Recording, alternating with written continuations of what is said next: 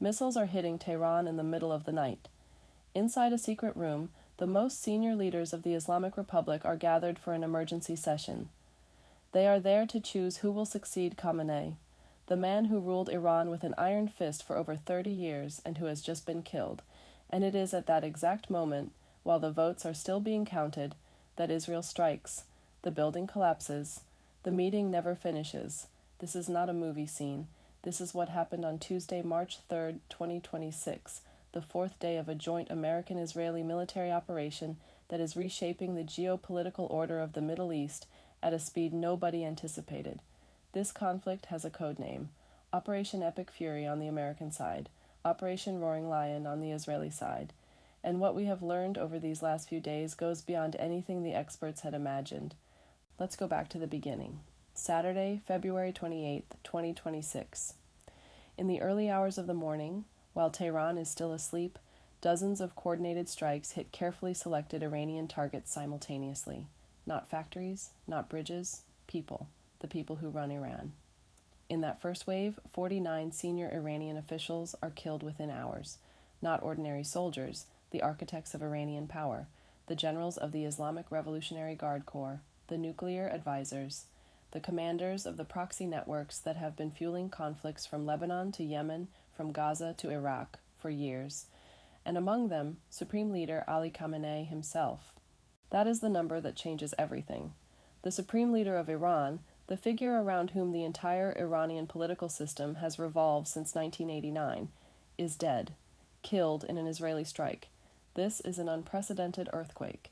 No sitting head of state of a major regional power had been eliminated this way in decades, and it happened in a single night. But how is this even possible?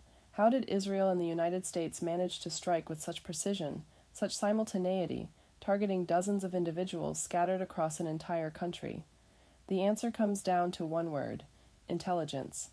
What this operation reveals is a level of Israeli intelligence penetration inside the Iranian state apparatus that goes far beyond what anyone suspected. When you are capable of striking during the secret vote count to choose a new supreme leader, a meeting whose existence was held in absolute confidentiality, it means you have sources at the very heart of power. Sources who communicated the time, the location, the participants. Israel was not simply spying on Iran from the outside. Israel had eyes inside the room. In 4 days, more than 40 of Iran's top leaders have been eliminated. And according to Israeli military analysts, over 1,000 enemy fighters have been killed across Iranian territory since the operations launched. The command and control structure of the Iranian armed forces, built and reinforced over decades, has been shattered in less than a week. To understand why this is so catastrophic for Tehran, you need to understand how the Iranian military system actually works. Unlike a conventional army, the Islamic Revolutionary Guard Corps, the elite corps that controls Iran's ballistic capabilities, nuclear ambitions, and overseas militia networks, is organized around key individual figures.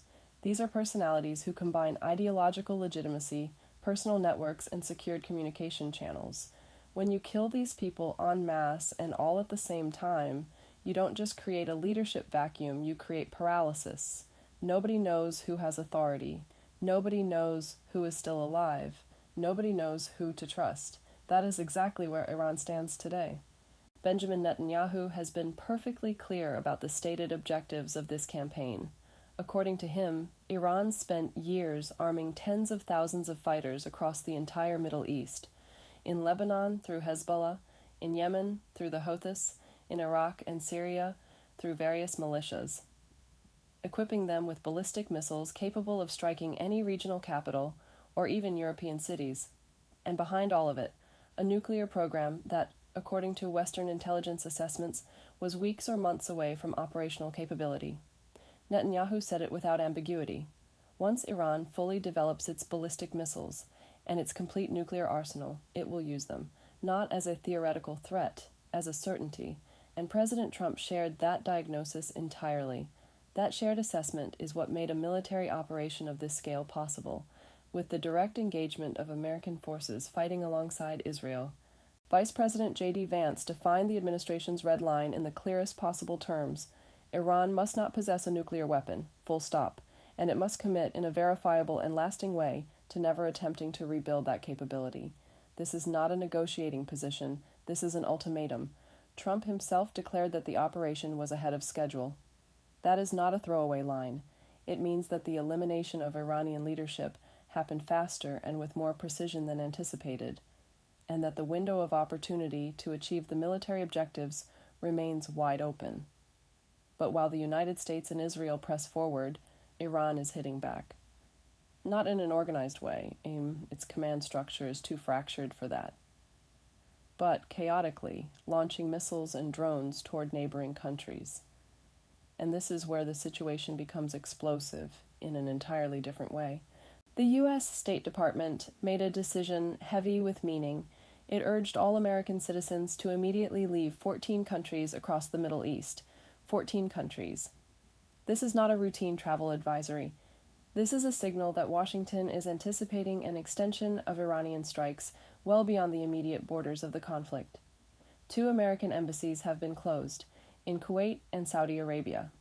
Diplomatic services are pulling out.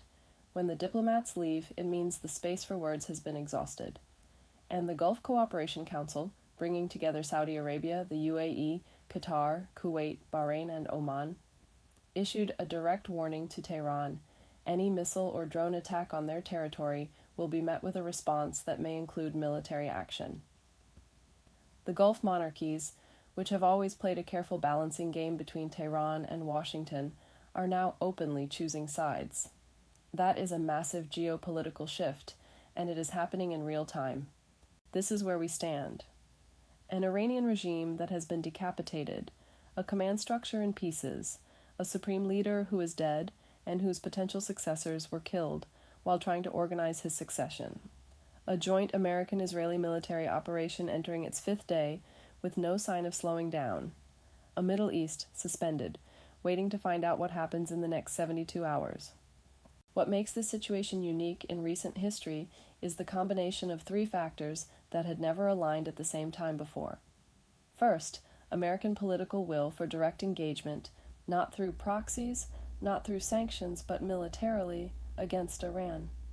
Second, an Israeli intelligence capability that has visibly reached a level of penetration inside the Iranian state with no historical precedent.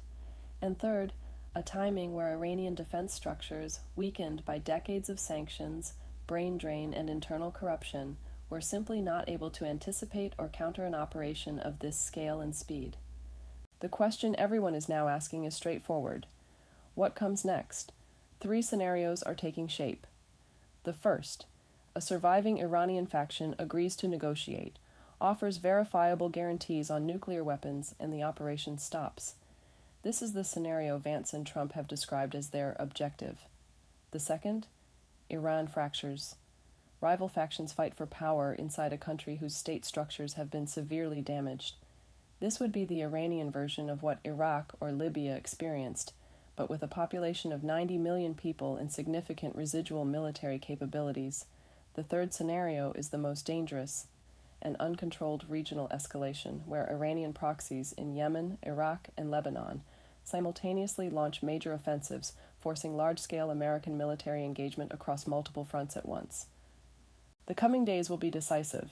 There are people in Washington, in Tel Aviv, in Riyadh, and in Moscow watching every hour of this operation unfold and recalibrating their calculations in real time. Because what is happening right now in Iran is not just a military campaign. It is a fundamental test of whether a regime built on 4 decades of revolutionary ideology, regional expansion, and nuclear ambition can survive the systematic elimination of the human infrastructure that holds it together. What we know for certain is this: the Middle East that existed 1 week ago no longer exists. The rules of the game have changed. Iranian power, projected and expanded over 40 years, is being methodically dismantled by a military operation of unprecedented precision and audacity, and the world is watching, holding its breath, waiting to see what rises from the rubble. If this story is moving fast, faster than any news cycle can keep up with, that is because it is. This is one of those rare moments in history where the decisions made inside a few rooms, by a handful of people, over the course of a few days, will determine the shape of an entire region for the next generation. Stay close, because this is only the beginning.